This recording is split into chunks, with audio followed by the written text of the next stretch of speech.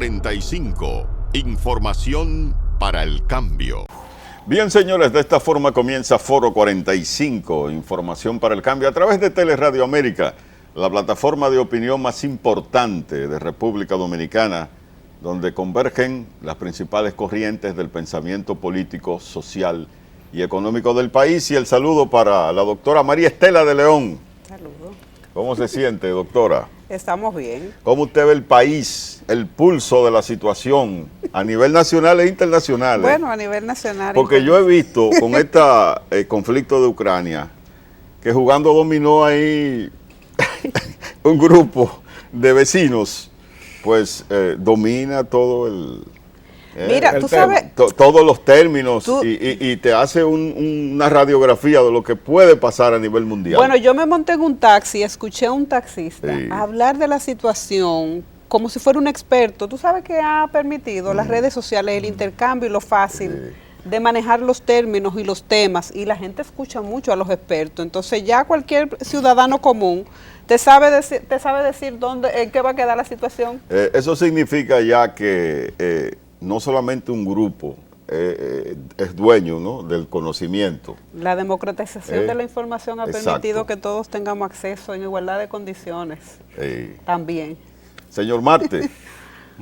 Bien, Francis, bien, María Estela. Fernandito. Mira, yo soy de los que creo que si tú dejas a los dominicanos, ellos fácilmente o te forman un conflicto o te logran la paz en cualquier lugar. Okay. Porque el dominicano siempre tiene su tesis de cómo se terminan los conflictos. Exacto. Y de cómo se empiezan. Bien, señores, en Foro 45 tenemos la participación hoy de Rafael Núñez, periodista, escritor, ensayista y sobre todo un ciudadano ejemplar. Muchas gracias. Saludos, Francis. ¿Cómo te sientes? Muy bien, gracias por traerme al programa de ustedes, a ti, Francis, María Estela y Fernando.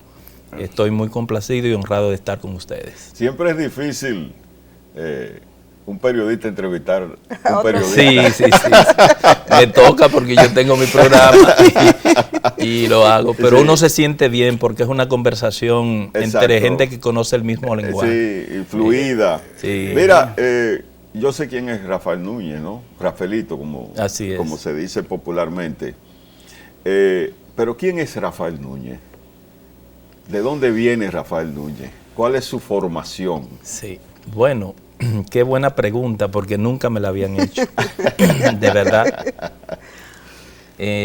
Yo soy una persona que se formó en un barrio de la capital, en el Sánchez La Fe, en la avenida López de Vega, hijo de un guardia.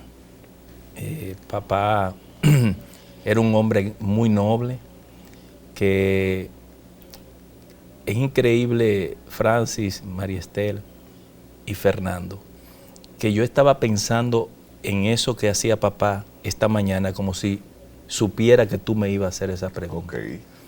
Porque papá era un hombre que se ocupaba, a pesar de que era un campesino que vino de San Cristóbal, se ocupaba tanto de que nosotros nos formáramos y que a pesar de su estrechez económica, papá siempre a los 6 hijos nos tenía los libros cada vez que iba a comenzar el año escolar. Y entonces nos dio la oportunidad a nosotros de habernos formado, de haber cursado bachillerato, después la universidad, lo que quisimos seguir. Tuvimos que hacerlo algunos de nosotros también trabajando. Y papá fue un hombre, y lo menciono mucho porque él se ocupaba bastante de la formación de sus hijos. ¿Pero en qué lugar se visualizó Rafael Núñez en su vida? Bueno, de verdad que cuando muchacho yo nunca tuve como sueños, como dice la gente, pensé tal cosa o cual cosa.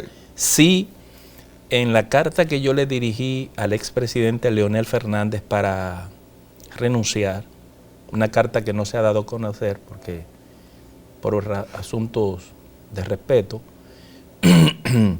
yo decía en esa carta que me formé viendo a Joaquín Balaguer, los discursos de Joaquín Balaguer, y los discursos de Juan Bosch en la televisión.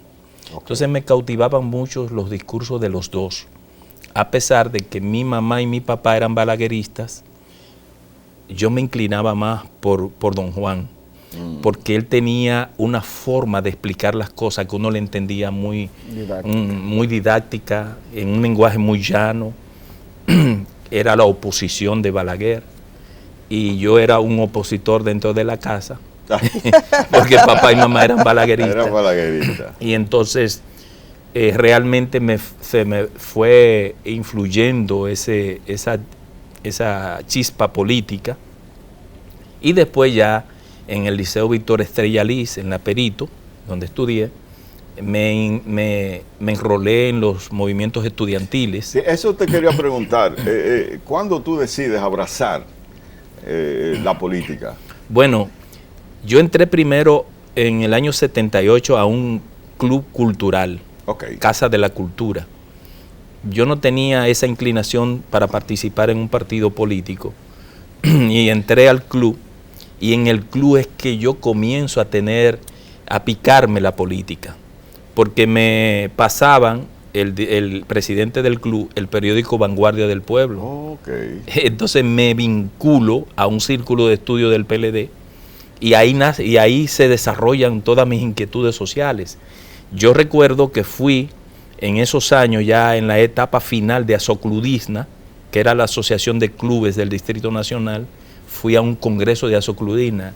Yo vi a Cheo ayer, que fue también dirigente de Asocludisna, y se lo recordé, que nos vimos una vez en un congreso de Asocludisna. Y a través del club entré al PLD desde 1979 hasta el 85. En el 85 salgo de la estructura del PLD y me mantengo cerca del PLD, aunque no en la nómina del PLD. Y así es que llevo. Rafael, ¿un periodista pudiera servir información con veracidad siendo político? Porque en esas dos profesiones hay como un maridaje, pero no se entiende dónde tú pudieras ser hacer juicios y valoraciones desprovistos de esa...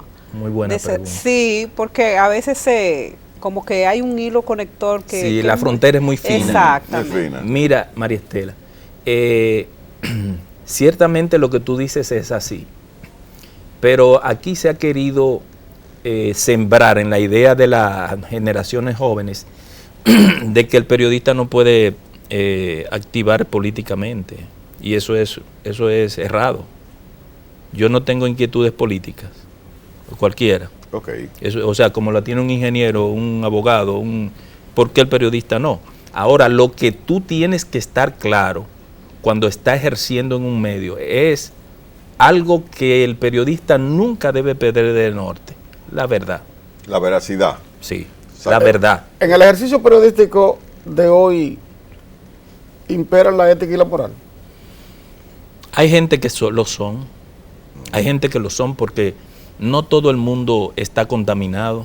Yo conozco, bueno, ahorita saludé a una persona ahí que yo creo que tiene ética, ahí en el camerino, que tiene un programa aquí. Su trayectoria lo dice.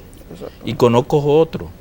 Ustedes conocen gente con mucha ética, con muchos principios. Con principios deontológicos que lo guardan. Entonces, no podemos echar a todo el mundo en el mismo saco. Hay gente muy honesta, muy entregada a la profesión, porque esto es como una vocación religiosa. Y para tú hacerlo bien, tiene que tener, como decía ahorita, dos cosas presentes: la verdad y servir al bien común. Pero tú que has sido un testigo de primera línea, ¿tú crees que eso también se da en el ejercicio del poder, en el ejercicio gubernamental? Es un poco más difícil, porque yo he estado en los dos lugares, y de verdad, Fernando, te digo que no es tan fácil. Tú tienes que hacer un gran esfuerzo, pero los valores que te inculcan en tu casa, sobre todo en tu casa, que en mi caso, por ejemplo, fueron reforzados en el PLD viejo de Juan Bosch. En el PLD viejo de Juan Bosch. Esos valores para mí son el norte que guía mi vida. Todavía a veces yo digo, a veces yo soy muy cerrado, muy exigente conmigo mismo. Pero es que tú no, ese reseteo que tú te haces desde niño es muy difícil sacártelo. Entonces, sí, tú tienes que lidiar con cosas. Yo puedo poner ejemplo. A mí me dan unas instrucciones, reúnete con fulano de tal. Y ese fulano de tal a mí no me merece respeto en el ejercicio de la comunicación, pero yo tengo que reunirme por mi función. No sé si me entienden. Ahora, de ahí a entrar en el estratagema de cuestiones mal hechas, ahí nadie me ve. Rafaelito, hay un conflicto, y se da en la política, entre la ética y la moral. Lo que es ético para ti, en moral, en política, puede ser que no lo sea, pero muchas veces esa falta de ética en política tiene como finalidad defender el bien común. Por ejemplo, mandar a la guerra a un grupo de jóvenes éticamente es un problema para ti, para mí, para María Estela, pero para un político no. Así es. Porque eso depende, Francis, del rol que tú juegues. Exacto. Y ahí voy a la respuesta de Fernando. ¿Cuál es tu rol? Tú no puedes, si eres jefe de comunicación de un gobierno, actuar como que tú eres periodista reportero. Exacto. Tú tienes que saberte poner los zapatos del rol que tú aceptaste jugar. Entonces, hay gente que por eso no encajan en los puestos. Porque gente que ha venido del sindicalismo llegan a ministros. Sí. Y entonces siguen con el chip de sindicalista. Tú eres ministro. Yo le decía a uno, tú tienes que darte cuenta de que el público que está ahí te ve como paradigma. Y tienes que actuar como un ejemplo. Tú no puedes, por ejemplo, por un incidente que se dio con una persona, tú no puedes convocar a fulano para las 10 de la mañana y dejarlo 2 horas esperando ahí en el antedespacho. Le llamé la atención. Porque eso dice mucho de ti, de tu desorganización en la cabeza. Y un ministro de educación debe dar ejemplo. Y si por lo menos te pasaste con la hora, tú vas y pides disculpas. Exacto. No sé, así que yo veo la cosa, Fernando, porque es que nosotros estamos... Y desde una función gubernamental se puede ver tan simple así. ¿No es simple? Sí, hasta cierto punto. Porque ¿de qué se trata, Fernando? De tú ser gerente de la función que a ti te asignan. Exacto. Gerente. ¿Qué es gerente? Gerenciar lo micro y gerenciar lo macro. Si tú no gerencias lo micro, ¿qué es lo micro? Mi despacho, el funcionamiento del día a día, mi agenda, la secretaria, esto, que funcione el despacho. Porque si lo micro no funciona, tampoco te va a dejar en paz si tú duras 4 años en ese puesto. Eso micro, que es el día a día, no te va a dejar en paz para que tú tengas tu mente libre para planificar lo macro, lo de mediano y largo plazo. Eso yo lo hice en mi función. Pero Rafael, ahí hay un elemento, Francis, es la visión que tiene el servidor público de su función. Y es que una vez se sienta en esa silla, pierde la conexión con por el que está ahí, o a quien le sirve. Exacto. Entonces, cuando hay esa desconexión, tú entiendes que cuando un ciudadano, cualquier persona, va a buscarte, tiene que esperar a que tú tengas tiempo para poder atender. Por lo que digo, María Estela, por un tema de organización de tu agenda. Por ejemplo, yo hablo por lo que yo hice, por cómo lo hice y me dio resultados. Yo tenía martes y jueves para recibir personas. Okay. Y Fernando sabe que cubría Palacio, que cuando me decían los periodistas que cubrían la fuente, que me querían ver, yo tenía mis puertas abiertas inmediatamente. Para mí eso era prioridad, los periodistas, porque yo fui reportero también. Entonces, yo recibía gente de la calle que llamaban allá martes y jueves. No quiere decir eso que yo los martes y los jueves me desconectaba del día a día de la función. No, yo tenía un horario. De 9 a 11 yo recibo a todo el que llamó. A todo el que llamó que quiere hablar conmigo. Fernando me llamaba. Le decía, Paola, ¿qué quiere Fernando? Él quiere una reunión, pónmelo para martes o el jueves. Entonces tú te organizas y no tienes un caos en tu cabeza, como yo he conocido funcionarios y no funcionarios. Tú tienes un caos, tú no te organizas, tú no tienes disciplina. Entonces, el día a día te come y dura 4 años en el puesto y no hace nada. Bien, definitivamente es una explicación bastante clara de cómo un funcionario, ¿verdad?, o un director de departamento debe manejarse con el día a día. Bien, mira, ¿qué significó para ti Juan Bosch, Joaquín Balaguer, José Francisco Peña Gómez? Y si tú crees que en el país hay una crisis de liderazgo. Qué buena pregunta. Yo tengo que admitir que debo venir más a este programa. No, de verdad, no estoy haciendo demagogia porque no es mi forma. Esta es una entrevista que la estoy disfrutando, de verdad. Es la finalidad. Sí, la estoy disfrutando. Pero quiero terminar la respuesta a María Esther. Entonces, si tú no te organizas, María, entonces va a terminar el mediano y el largo plazo de la estrategia que tú tienes sin poderla planificar. Y entonces se te pasa el tiempo y no haces nada. Yendo a tu respuesta, Francis, Juan Bosch, Joaquín Balaguer, Peña Gómez fueron las 3 figuras cimeras después de la muerte de Trujillo que le dieron soporte al proceso de institucionalización o democratización, de democratización de la República Dominicana después de la muerte de Trujillo. Aunque ellos eran adversarios desde 1973, cuando don Juan sale del PRD y deja a Peña Gómez se queda en el PRD, tanto Balaguer en el poder, Peña Gómez desde el PRD y luego Juan Bosch desde el PLD, los 3 se combinaban para ser los pilares, los cimientos de esa democracia que se estaba construyendo y que tenemos hoy día. Tenían eso en común. Sí. Entonces, ¿por qué? Porque nosotros salimos de una dictadura, que no dejó espacio para la democratización, la libertad, el respeto a los derechos humanos, y ellos, cada uno poniendo lo que tenía, permitieron que eso se fuera construyendo, a pesar de que al doctor Joaquín Balaguer la mayoría de la población lo ve como una continuidad del trujillismo, pero sin embargo permitió, así como fue también soberbio, no se respetaron los derechos humanos, pero hubo más apertura que cuando Trujillo, y eso fue construyendo lo que hoy tenemos.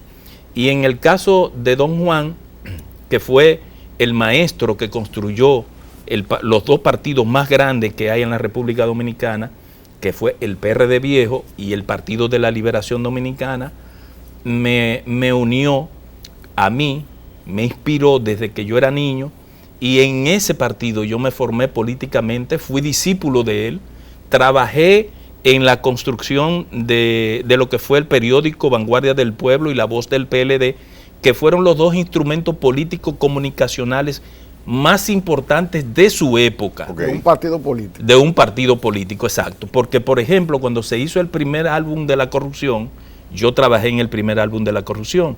En el segundo álbum de La Corrupción se vendieron 100,000 ejemplares del primero, en esa época, en los años 80. De manera que fue un fenómeno político ese periódico, y fue para mí, en términos personales, una escuela tener a don Juan corrigiéndole a uno manual, así, en papel, en cuartilla, corrigiéndole, y tú viendo las correcciones escritas en lapicero rojo, que él lo hacía en lapicero rojo, y tú sabías, o sea, fue un aprendizaje, una escuela. ¿Y Peña Gómez, cómo te marcó?